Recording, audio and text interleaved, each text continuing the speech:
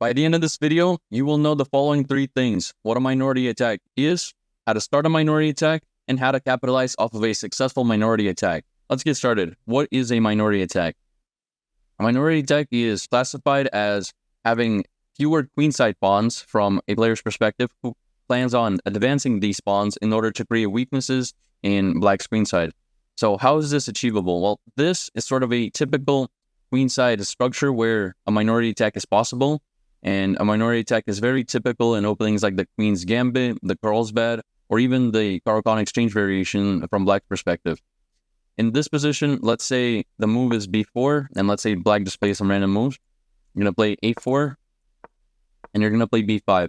And this is the whole objective of the minority attack. You want to create weaknesses on the c file, you want to open up the b file potentially, and just ruin black's pawn structure.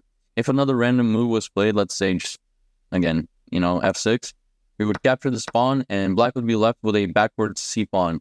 Backwards c pawn means that this pawn does not have any adjacent pawns which can protect it, which means that this pawn is an inherent target, and we will be targeting it. So in a normal position where there were kings and pieces on the board, you would place your rook on the c file, you would try to place your queen on the c file as well, get some knights on, for example, c5, and target this pawn. So in an ideal world, the whole point of the minority attack is to get this sort of pawn structure where white does not have any inherent weaknesses, and your opponent has a backwards pawn, which becomes a big target in the middle game and in the end game. Next, I want to show you guys what this would sort of look like from black's perspective. So this is a position which can be achieved through the Caro Kann exchange variation. It doesn't have to be this exact pawn structure. For example, the f-pawns don't really have to be doubled. But the point is that there are two pawns here. White has a c3 pawn defending the d4 pawn, and we want to push these pawns and create an attack. So we would start again with b5, and in the world where white plays some random moves, a4, and you get into this position, and after the capture of this pawn, we once again have a backwards pawn on the c file. The b file is open, and we're going to be playing on the queen side, so trying to target this pawn, take the control of the open file, and get an advantage in the endgame.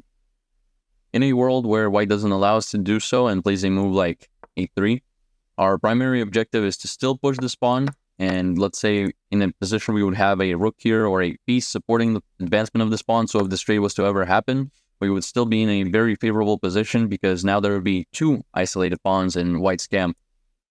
Now I'm going to show you guys how a minority attack would play out in an actual game with multiple examples. So let's start off with this position. This is just a standard sort of typical Carlsbad or Queen's Gambit position where a minority attack is possible.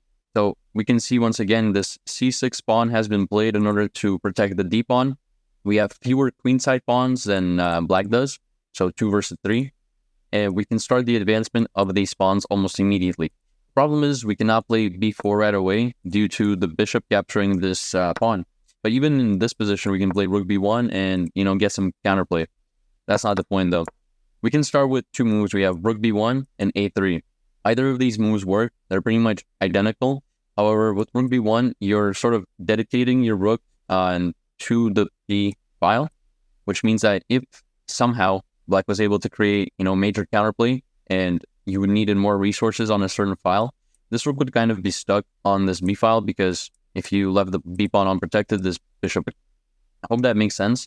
So the alternative is a3, which is a little bit more lenient in the sense that this rook can move anywhere and you don't have to worry about it because these pawns are going to be protecting each other, but it's a lot slower than rook b1. Regardless, the engine evaluates them as equal, so either move works. And in these types of positions, there's no such thing as a critical line. You can play either move and you should be fine. So I'll start with a3 since we already played it.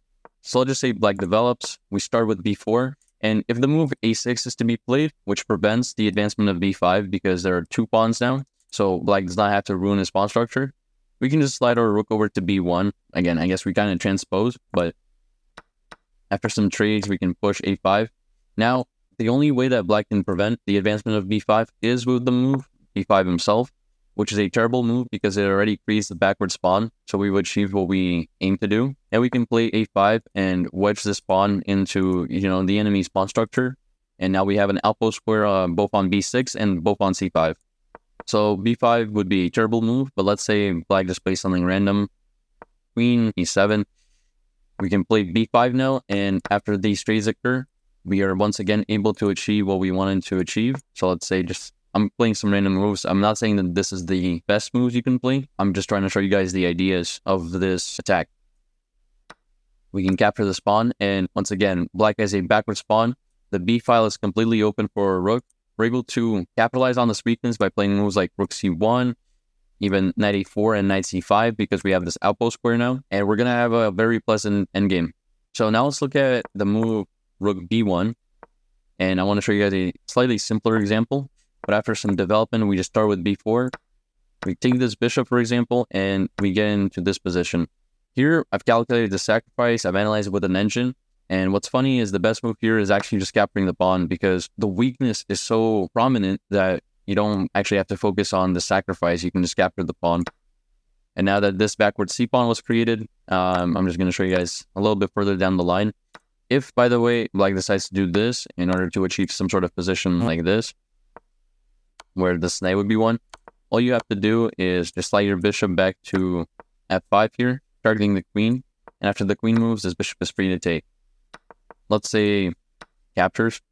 We can take this, and white's completely winning here after that h2. Once again, we've achieved our ideal position with the backward c-pawn. We're going to be able to target it by doubling our rooks, by creating a queen-rook battery, or by doubling our rook. So if you were to move something like, I don't know, queen e2, you can play rook b2 and rook c2.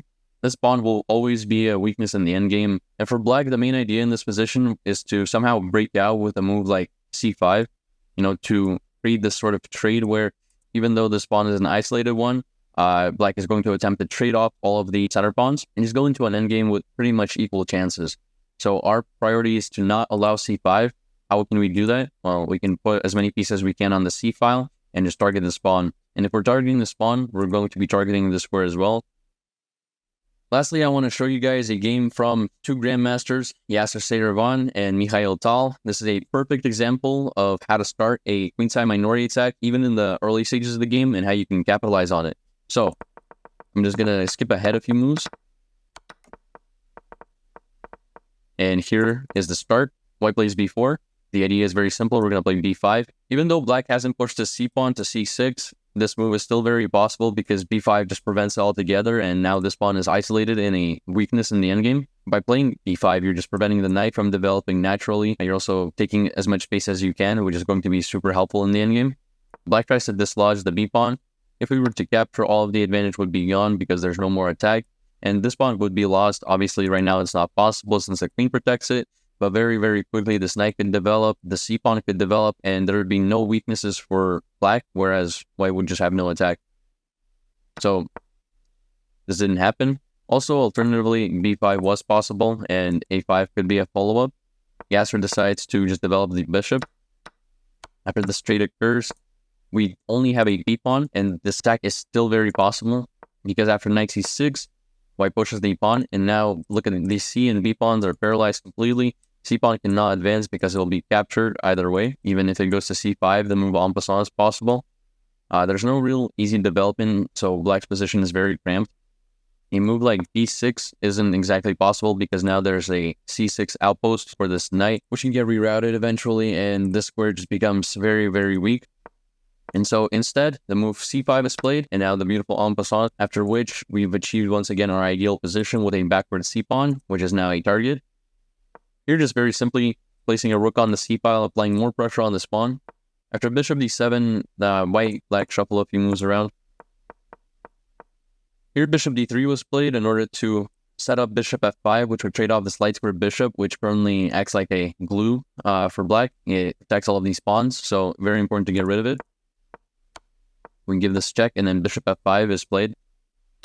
Now the knight takes and attacks his queen. The queen could have also taken, that would be completely fine, but it doesn't really matter.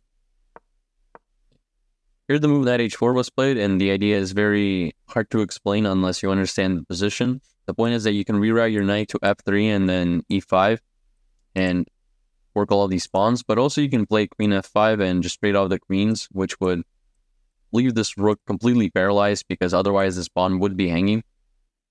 Black played knight e6, white played queen f5 anyway. Black played c5. The point is very simple, trying to get rid of black's weakness. The pawn captures, and this was a odd move I found because, in my opinion, just if black captured the pawn with rook c5, this would have been a much better move, because after something like this, black is worse in this position because of this very weak pawn, but it's much harder for white to achieve sort of the plans and capitalize on this because there are almost no pieces left.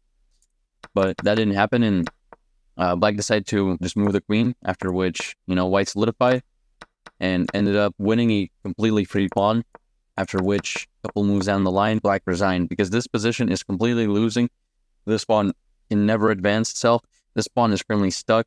The king has a very, very difficult time entering this position. Meanwhile, the white king can just very easily move over here and attack this isolated pawn, which is very difficult to protect. So this goes to show just how powerful a minority attack is when done right in chess. It's very, very easy to put your opponent in a very passive position where they're just constantly stuck defending their pawn. And it's very easy to capitalize off of that by targeting other weaknesses and winning other pawns.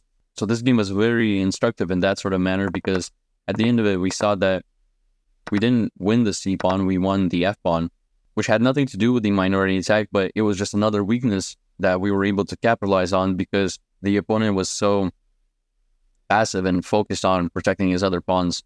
This brings me to the end of this video. I hope you guys found it instructive or informative in some manner. And if you did, please consider checking out some of my other videos that you can find to my left.